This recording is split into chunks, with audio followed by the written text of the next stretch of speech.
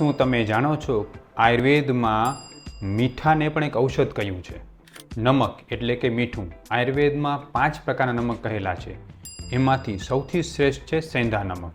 આયુર્વેદમાં કહ્યું છે સ્નિગ્ધમ રુચ્યમ હિમમ ઋષ્યમ સૂક્ષ્મ નેત્ર ત્રિદોષયત. સેંધાનું નિમક ખાવાથી શરીરમાં ચિકાશ મળે છે, વાયુ પિત્ત કફ ત્રણેય દોષ બેલેન્સમાં રહે છે.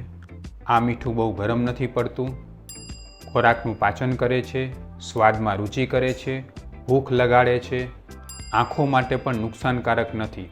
જ્યારે બીજા બધા જ નિમક આંખોને કોઈને કોઈ રીતે નુકસાન કરતા હોય છે, જ્યારે સેંધા નમક આંખોને નુકસાન કરતું હોતું નથી. પણ હા, અતિ સર્વત્ર વર્જયેત. સેંધા નમકને વધારે ખાવામાં આવે તો આ બધા જ નુકસાન કરી શકે છે અને શરીરમાં પિત્ત દોષને વધારી શકે છે. એટલે સમપ્રમાણ માત્રામાં ખોરાકમાં સેંધા નમકનો ઉપયોગ અનેક પ્રકારના ઔષધીય ફાયદા આપે છે. તમે કયું નિમક વાપરો છો? કોમેન્ટ બોક્સમાં જરૂરથી જણાવજો.